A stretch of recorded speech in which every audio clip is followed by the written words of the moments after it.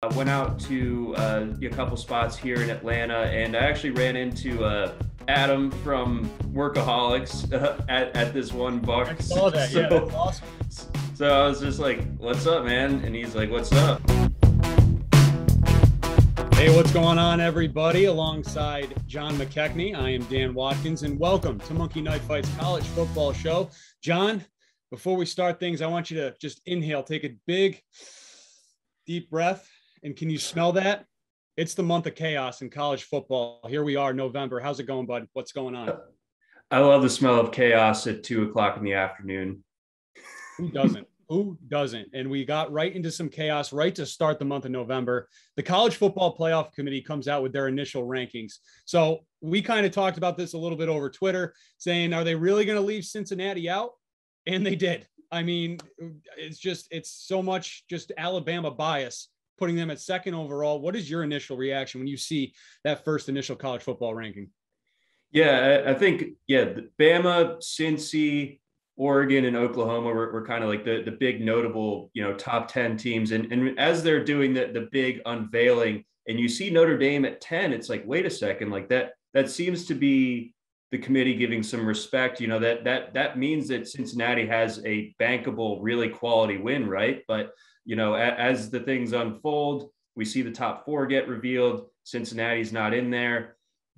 My thinking going into Tuesday night was essentially the committee has a chance to at least to put some, whether it's honest or not, some good faith into Cincinnati being at 4 or something like that, and then eventually dropping them out of the playoff. But they kind of planted their flag right away and were just like, yeah, there's pretty much no way that Cincinnati's getting in. It's going to take a lot for them to get in. They as we've talked about, they don't really have a chance for another statement win on their schedule. And then SMU losing this past week, that knocks down one less quality opponent or just at least a little bit.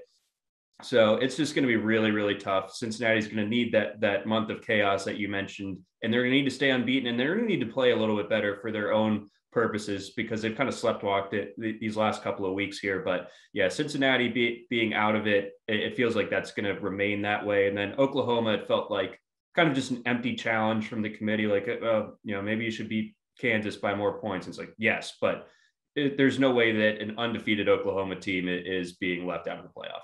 Yeah, they I believe they have the longest winning streak in the nation too. I think it's something like 13 or 14 games right now, going back to last season. The Cincinnati thing really did surprise me, especially that they're below Ohio State. So they're putting more into the Penn State win, who Penn State's in a free fall right now, and they're putting more into, losing to Oregon by just a touchdown than they are Cincinnati's win over Notre Dame. And Cincinnati's going to need Notre Dame to run the table the rest of the way through here, which they should be able to. And they're going to need someone in front of them to fall off, and a lot of recency bias too as well. I do think Michigan State is a good team, but they definitely put some extra stock into that Michigan game and that win last weekend. So what are your big takeaways from week 9 as week 9 is over? And also, how'd the Halloween costume go? I know you're doing the Burt Reynolds thing. Did you sell any Bitcoin bars? Did you pitch that to anyone at a party Saturday? Yes, yeah. Crypto was all over the place. I'm not even like a crypto guy, but no. So didn't get too much into that. I was more just had the straw hat, had the red shirt, had the mustache, had the Coors Banquet, and just went to a party, and then went out to a couple spots here in Atlanta, and I actually ran into Adam from Workaholics at this one bar. I saw that. Yeah, that's awesome. So I was just like, "What's up, man?" And he's like, "What's up?" And then I knew that he's a Nebraska football fan, so we actually talked about Scott Frost and whether he's the guy for like 2 minutes. It's pretty funny. He's like, if you were to build a Nebraska coach in a lab, he would look like Scott Frost, and I agreed with him. So that was my big takeaway. And as far as the action on the field is concerned, Michigan State being able to win I would say the game of the weekend, that was impressive. It really felt like at a lot of different spots that Michigan was going to be able to pull away. We talked about, is Michigan going to test that bad Michigan State pass defense, and they did, like, right away. So for Michigan State to punch back, that was some good stuff. And then I didn't have eyes on this one a ton. It was mostly just on my phone, but shout out BYU and Virginia for just like scoring 100 points on Saturday night. What a great late night. That's what we need. What a great late night game. I mean, I got home from work Saturday night and it was like 12:30, close to 1:00. And that game still has a full quarter left to go. It's like 45-42, just absolutely fantastic. And I think if BYU, played east of the Mississippi, they'd get a lot more love and a lot more attention from a lot of people because they are a very good football team out there. Absolutely. So my big takeaway from last week is that Kenneth Walker III is just an absolute monster. What a stud. 5 touchdowns, just crazy. I mean, I can't believe that was a Wake Forest let him transfer to Michigan State. I mean, the Wake Forest offense, we'll talk a little bit more about them as we get into our game kind of previews here. But imagine if they had Sam Hartman and Kenneth Walker in that backfield. I mean, that would just be what a 1-2 punch through the air and on the ground there for Wake Forest. So let's dig into some games here, and let's start off with the SEC game of the week. Number 13 Auburn at number 14 Texas A&M. That's a 3:30 kickoff on CBS. Both of these teams are 6-2. They are fighting for that SEC West to possibly challenge Alabama here. We know A&M beat Bama. We got the Iron Bowl coming up at the end of this month, which is good. It's going to be a fun game, especially if Auburn can pull off the win this weekend on the road. A little fun fact about this game for you, John. A&M has never beaten Auburn at Kyle Field.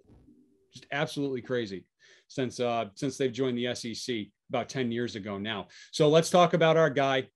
We are the Bo Nix show. We love Bo Nix. We find him very frustrating, but that's because he's just so near and dear to our hearts. And last week, the week before that too, he is just balling out these last 2 weeks.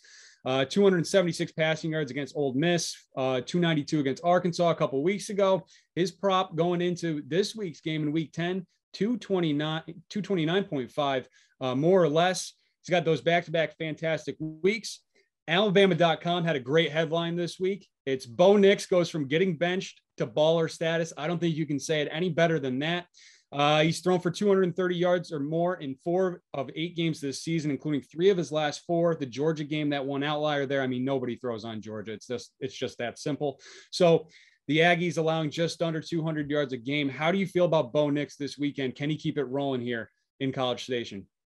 Yeah, this is an interesting matchup, and you see that low number, and you might initially think like, oh, that's an easy more in favor of Nix, but A&M does have that tough, stingy defense, and I think they are coming off the bye, so they've had some time to get ready for this, and of course there's always the until we get more and more examples of Bo Nix having success on the road, that there is some questions about Nix playing outside of Jordan-Hare Stadium, but all that being said, I still like the more here when it comes to Nix. I think that he has Auburn playing extremely well. I think that Auburn's one of the most dangerous teams in college football right now. I'm kind of amazed by the job that Brian Harsin has done. I was kind of underwhelmed by that hire when they made that after the Malzahn firing. But yeah, those guys are playing great right now. That you're getting the win over Ole Miss last weekend, knocking them off. It's hard to really bet against Bo and the Tigers right now. So I mean, I like Auburn to even go into this game and win this one outright. Even though Kyle Field is a tough place to play, but I like Nix and the more in this one. Yep, I am ready to get hurt again. I am just ready to be hurt again by Bo Nix. Every time this year, I feel like I go more on him. He just underperforms. But this week's going to be different. It's going to be different. Auburn is for real. And I think they're going to kind of run the table here until that Iron Bowl game. And that's going to be a very interesting one, which is in Auburn this year. Right. Very, very much so. Looking forward to that one. On the other side, you got Zach Calzada from A&M. 171.5 is his more or less number this week. He's thrown for 172 or more yards in 4 of 7 games this season.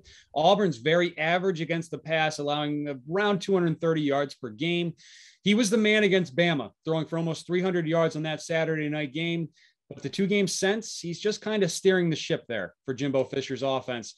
Are you ready to trust Zach Calzada? Because we've talked about him before this season, and it's kind of just feast or famine with him. How do you feel? Right. Yeah. That Bama game, the total outlier, like one of the gutsier performances of the entire season. And like you said, going up against Missouri and South Carolina in the weeks after, just kind of standing around while the rest of the guys get the job done.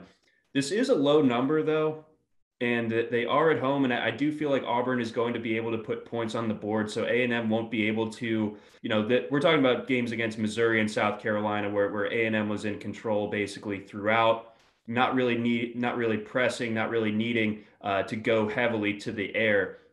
So I think Calzada, the game script sets up a little bit better for him to be a little bit more active in the passing game. And I love the yards after the catch guys that A&M has. Like they have some seriously electric guys in the open field and specifically those dump off targets. You're talking about Devin A-Chain or Isaiah Spiller. That's just easy yardage that I think A&M will be able to pick up that way. So I do feel like the more is in play. That would be my pick for Calzada this week, despite the kind of middling box scores in the game since Alabama.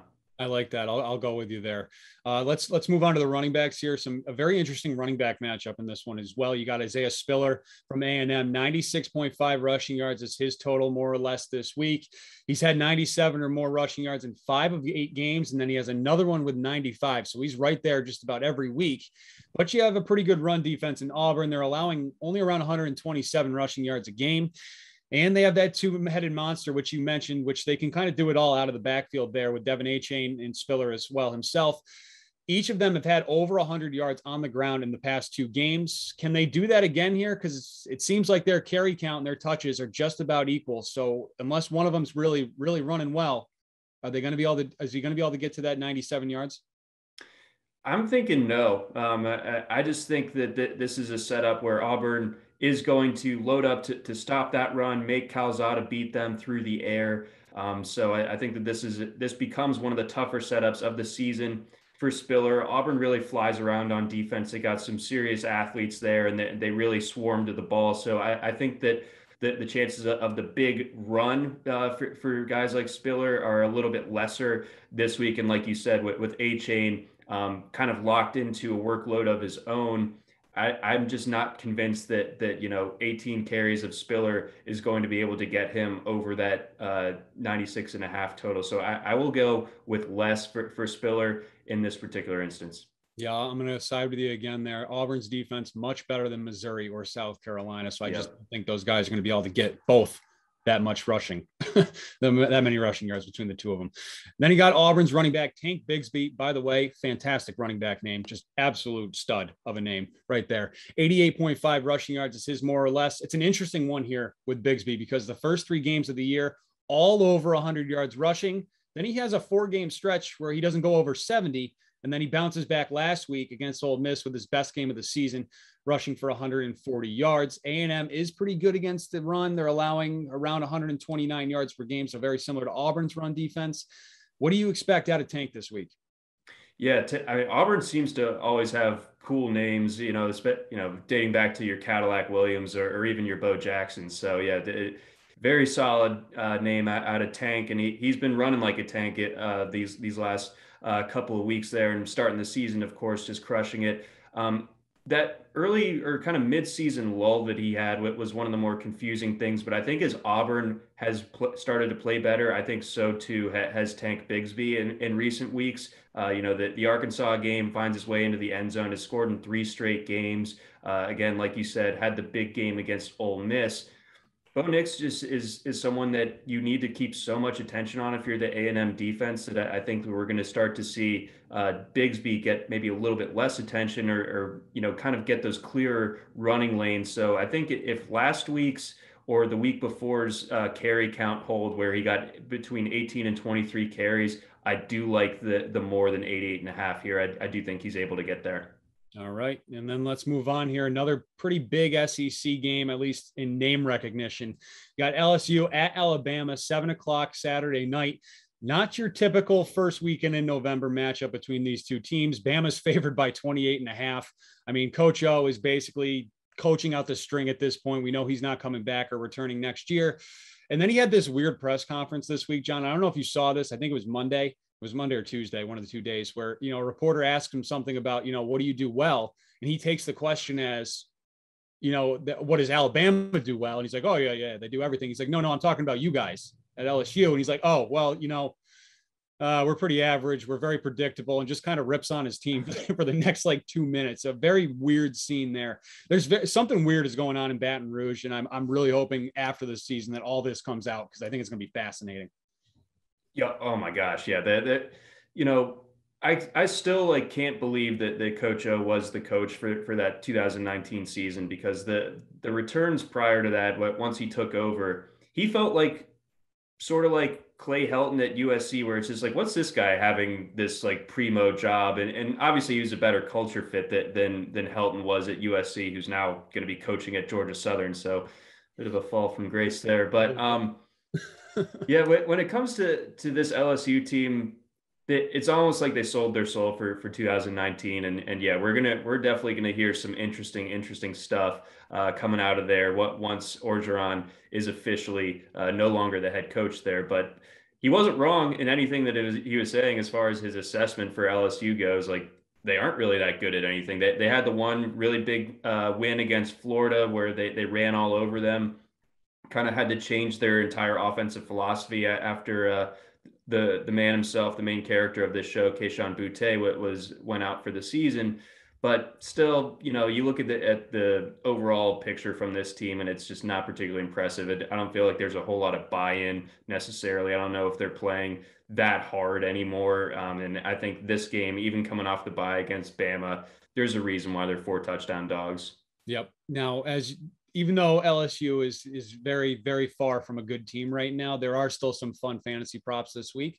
So let's talk about Bryce Young. 319.5 passing yards, his more or less this week. He's hit that in 4 of 8 games so far this season, including each of the last 3, which does include that A&M loss as well there, where he threw for 369 yards. LSU ranks 86 in the country in passing yards allowed. They're allowing over 240 yards per game. Their secondary is banged up. We know Stingley is out for the rest of the season, I believe. The safeties are both out. So some backups and young, underclassmen there that Bryce Young might be able to take advantage of in this one. I have concerns about this game getting ugly, though, and out of hand pretty fast. But on the other hand, that didn't stop Young from throwing for almost 350 yards against Mississippi State and that 40-point win a couple of weeks ago. So what do you think we're going to get out of Bryce Young this week? Yeah, I think, we're starting to get to the stretch run of the season. I think Bama wants to start playing their best games here in November. I think it starts with Bryce Young. Like you mentioned, no Derek Stingley and Elias Ricks, I believe, is also out. So, I mean, that's just so much missing as far as that defensive firepower, the ability to slow your John Mitchies, your Jameson Williams of the world. It's just going to be really, really tough for LSU. And I think Bama, they're not going to mind kind of running this up, even this gets out of hand here. So I like the more for Bryce Young here at 319.5. I think that he kind of has a statement game here against LSU. Yeah, this could be one of those games where he's at like 225, 250 at the end of the first half. So, and then you're basically at that point, you're just like praying one way or like if you have the less, because this has happened quite a few weeks where it's like you're expecting the less, and then the quarterback is like within 25 yards going into the second half, and you're just like, oh God, please run the ball. But anyways, on the other side, you got Max Johnson, 224.5, his more or less. He's thrown for 225 or more yards in 5 of 8 games this season.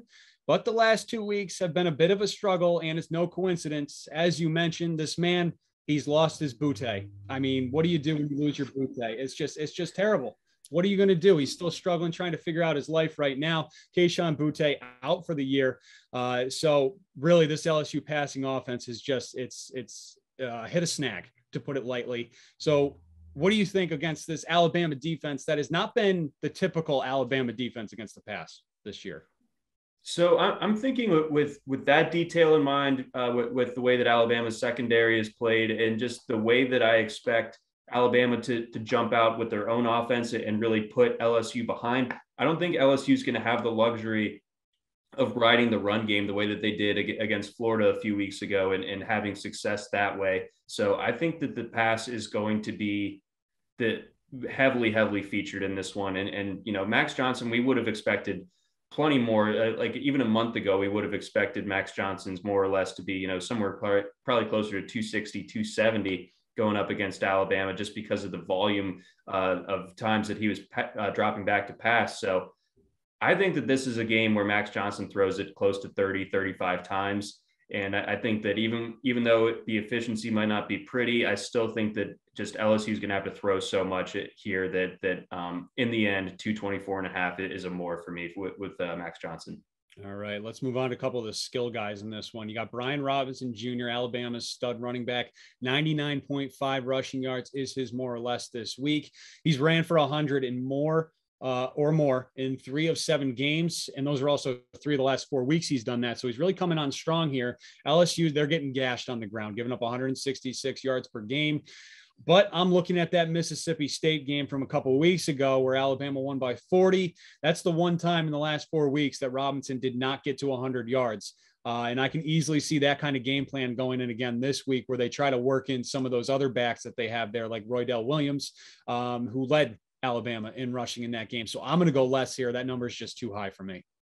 That totally makes sense. And especially, if this ends up being a blowout, then of course that they're probably not going to expose Robinson to, the 20-25 carries that we've seen at different points this season. But I'm banking on Robinson just kind of getting his damage done. So sort of like what you were saying about having a more or less on a quarterback, and you're going into halftime with just a few yards short. I could see a similar outcome for Robinson. I think that he starts out hot. I think he's really caught my eye as someone that has gotten better over the course of the season.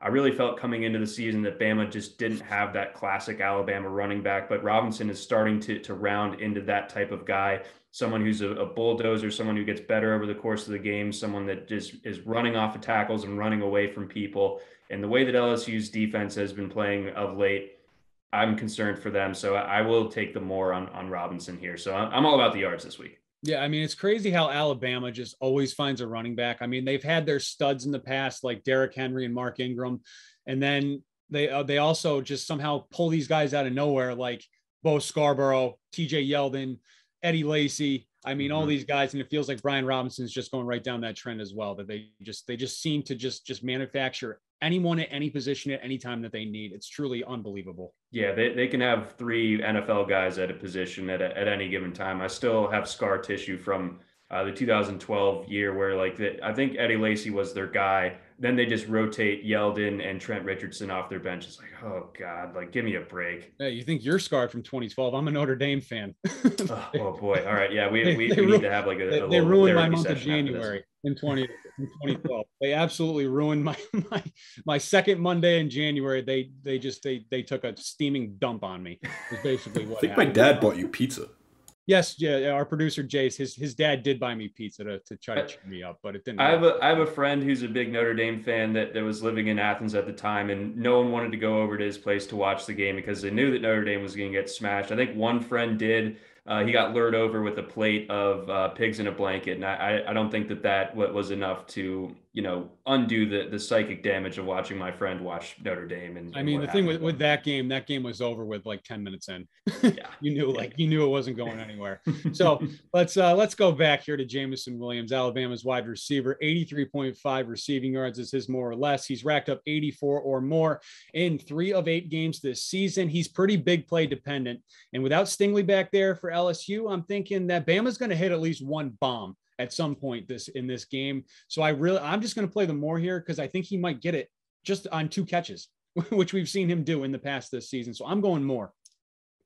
I think that's the right play. I know that Mechie has a little bit more of a stable target share, but Williams is that big play guy. And again, with LSU's lacking in the secondary, and we've obviously shown some optimism on how Bryce Young is going to get these big numbers this weekend. Williams has to be a big part of that. So I would take the more on that as well. All right. And last game here, I want to give the ACC some love just because we haven't. I mean, once Clemson kind of, lit themselves on fire in the middle of September, we've kind of just put the ACC on the back burner. But Wake Forest is getting more and more interesting by the week. I mean, they can score at will. They put up 70 on Army, which, I mean, it's Army, but they can just score at will. It's truly unbelievable to watch this offense. An interesting note here with this game with North Carolina, John, I don't know if you know this, but this game does not count towards the ACC standings this week. That's right. It's just a strong non-con game for those two. The way the ACC rotates their Coastal and Atlantic Conference, the 2 divisions there, these 2 schools, which are huge rivals in every sport, there was 2 years in the next 10-year span that they weren't going to play in the regular season, which was 2019 and 2021. So the 2 schools just came to an agreement that they're still going to play in those games and just use one of their non-conference games to schedule against each other. So here we are, a very interesting one. This game last year put up a combined over 100 points between the two teams. So let's start with Sam Hartman, who I believe is like crept into the top 5 of the Heisman betting odds. 349.5 is his more or less. This might be the highest total we've talked about on this show this season. This is like Jake Haener territory at Fresno State, what Hartman's doing right now. Back-to-back weeks over 400 yards, 20 completions of 20 plus yards over the last 4 weeks, which is 5 more than any quarterback in the nation. UNC's pass defense, they're okay, not great. But they are much better than Army or Duke. I'm a little worried if Wake Forest is looking towards that next week's game against NC State, which very well could be their playoff play-in game just about too, if they're going to go undefeated the rest of the way here. But I think I'm going to go more just because I feel like this game's just going to be one of your classic shootouts. Yeah, I mean, the total in this game is crazy and rightfully so. Both these offenses are ridiculous, and it starts at the quarterback position for both of them. 349.5 though is just, it's such a big number. I hate to be the guy that bets against it, and like, you can obviously look really foolish doing that, especially given the way that Hartman is playing of late. Back-to-back weeks over 400 yards, just crazy numbers from him, and hanging 70 on Army in just 18 minutes of possessions. Like, how is that possible? But I'll just defer to giving UNC's defense just enough respect to where I think Hartman ends the day with, he'll be in striking distance. Like, if you have the less on this one, like I will, I'm going to be sweating until the clock hits 0 in the fourth quarter, but I will still go with the less. I think that Hartman ends up with something closer to like 325. All right. And then let's talk about Sam Howell on the other side. 279.5 is his more or less this week. After struggling for a few weeks in the middle of the season here, a bye, a week off, and then a trip to South Bend, Indiana, and a game on national television seemed to have gotten him right as he threw for 341 yards last week in a loss against Notre Dame. He's thrown for 280 yards or more in 5 of 8 games this season. We saw Army put up 50 on Wake Forest, and their pass defense, I mean, they're giving up about 220 yards per game. Last year, he threw for 550 yards on Wake Forest. So he just needs to barely get over, half of that this year. And he had 232 yards in the first quarter of that game last season. So he almost hit that number this year in just one quarter last year against this team, which ended up being a 59-53 thriller between these two. And then another game that I look at here when I'm making my pick, because I'm going to go more on Howell. Brennan Armstrong from Virginia threw for over 400 on Wake Forest. So I think Sam Howell can get to 280. I think he can as well. I think you'd have to get this one closer to what I was talking about with Hartman for me to think about the less when it comes to Howell. He kind of is the one-man show for UNC. They lost so much talent from that offense a year ago, like 4 of their top guys going into the NFL draft from the backfield and from the receiving core respectively. And he's still just kind of been able to do it. He's experienced now. This is his 3rd year in that offense, and he's playing extremely well. The gutsy performance against Notre Dame a week ago. This is UNC's kind of maybe last chance to, obviously the season hasn't gone as well as they would have hoped, but being able to knock off Wake Forest, I think that's going to get the guys up for this one. And so I really do like the more on Howell here, and we'll see if this number climbs, but I feel good about him having a big game, like, somewhere over 320 yards even. Yeah, I was just going to say, even if that number does jump up by 40 before noon on Saturday and it gets to like 319, I'm still going more there until it gets to like close to 330 is when I might think about taking the less. All right. Who's your other play of the week for us? So the SMU Memphis game is always fun. It's always a crazy game, and we're going to see a lot of points in that one. We're going to see a lot of yardage, specifically through the air. So I'm taking a look at that one, and you see that Seth Hennigan of Memphis checking in at 310.5, and Tanner Mordecai on the other side of it checking in at 340.5. Those are enticing numbers for both. I'm inclined to go with the less for Hennigan. I know it is a home game, but I think that SMU's defense will be able to slow him just enough in this one. So I'll take the less on Hennigan. But I definitely want action in this game. And I think that Mordecai at 340, again, hate to be that guy, but that's just such a big number that I will just assume that Mordecai maybe ends up a little bit closer to like 320, something like that. So I'll take the less on both of these guys, but I still that doesn't mean that this game won't be fun. It's going to be one of the best, like second TV to have on games of your weekend. All right. And then my other play this week, I'm looking at that Ohio State-Nebraska game at noon. CJ Stroud, I'm going more than 320.5. Ohio State needs some style points here as they're sitting at number 5, just outside of that playoff. Nebraska has been very competitive despite their 3-6 record. They haven't lost a game by more than 1 score this season. We've seen them hang it right in there with Oklahoma till the end, with Michigan State. So I think they're going to be able to do that with Ohio State as well. And that means CJ Stroud's going to get more and more chances to throw the ball and look a little bit better than he did last week against Penn State. And then on the other side, Adrian Martinez, I'm going more than 239.5. And my one reason here is if Sean Clifford can throw for 360 on the Buckeyes, I think Martinez can get to 240. Yeah, some soul searching needs to be done for that Buckeyes defense if you're going to let that iteration of Sean Clifford throw on you that well. Oof. Yep. And RIP to my Ohio State minus 19.5 lock last week, because I was feeling it too, man. We were both in on Stroud. That was brutal. That was absolutely brutal. All right, John, anything else this week?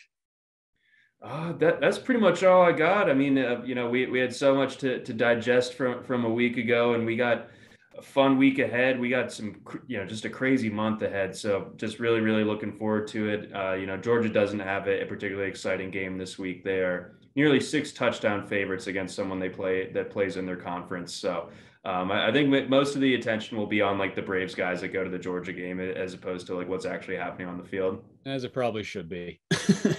All right, everybody, enjoy the start of November, the month of chaos.